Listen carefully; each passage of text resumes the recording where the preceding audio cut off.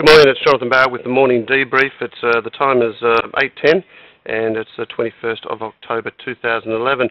Well, we all woke up this morning with news that Colonel Gaddafi had finally deceased. A little bit of relief there around the world, and obviously Libya now focuses on rebuilding its economy, and we should have some interesting effects there on some of the markets, particularly the oil market. Remember, Libya does produce a light sweet, which is well sought after, particularly by a lot of European refiners.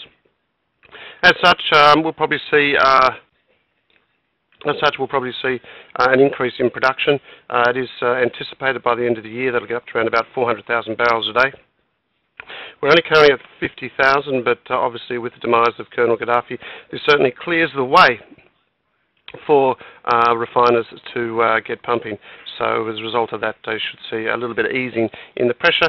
It also might signal a little bit more easing in the crude West Texas Brent spread, which has remained very, very wide for the last 6 months, or in fact since we saw the concern in Libya. So we might see that actually come in a little bit. Let's see how that unfolds. Currently trading around 22.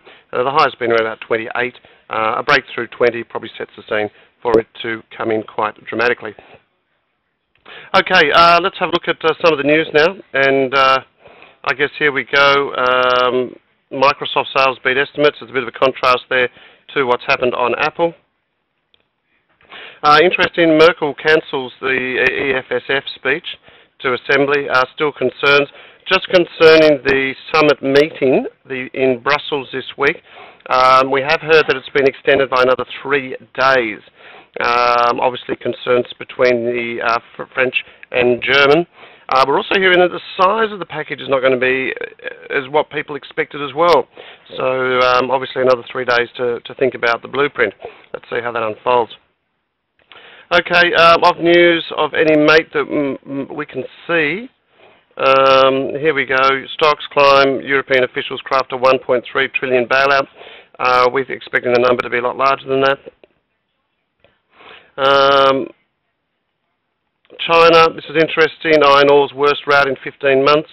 Probably expect that to remain low and expect the price of iron ore to remain soft for the foreseeable future. It is interesting, though, that we feel that China is using this just as a mechanism to stockpile at cheap prices. Energy, oil, we've talked about there, so let's see how that unfolds. That's pretty much about it. Let's have a look at some of the commodity market, the world stock indices first. And as I mentioned, the Dow's up 37 points, S&P's up 5. The Nasdaq is down 5.42. The top 50 under pressure, and this is quite interesting. Top 50 in Europe is down 2.5%, FTSE down 1.2, the CAC's down 2.3, and the DAX down 2.49. The market obviously concerned that the package is not what we've actually wanted so far, and as a result of that, Europe a little bit under pressure. Also, please note that still getting those concerns in Greece with those announcements of those new austerity measures. Not a whole lot of happy campers, I'm afraid. The local market up 13 points at 1,161. Okay, let's have a look at the commodities now.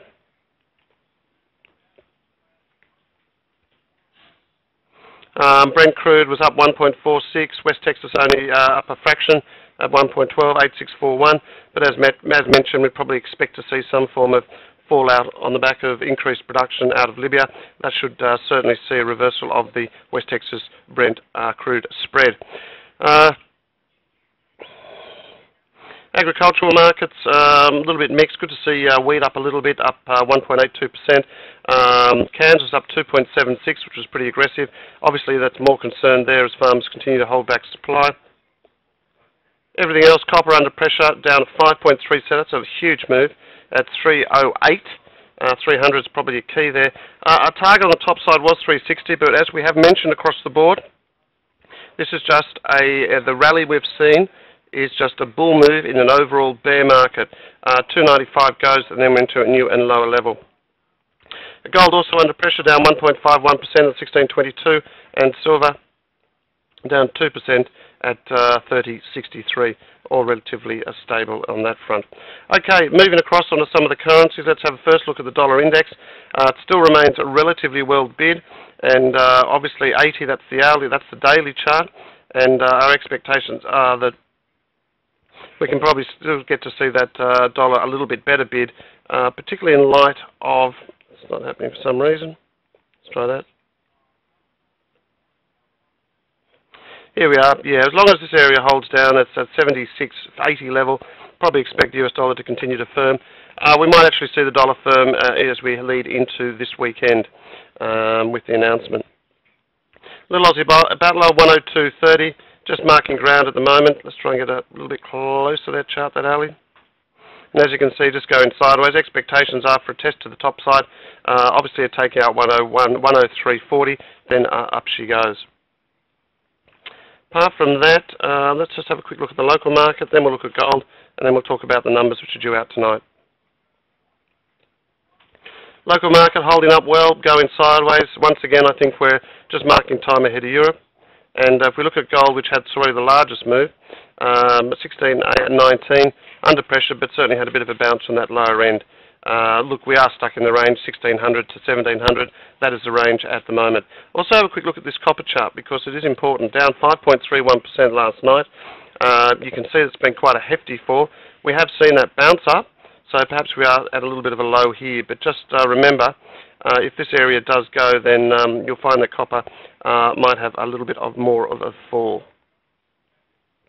That's it there. That's the daily chart. Just have a look at this weekly chart. You'll like it. There we are. Bang. Good support down at 300, maybe a little bit lower. Broken that trend.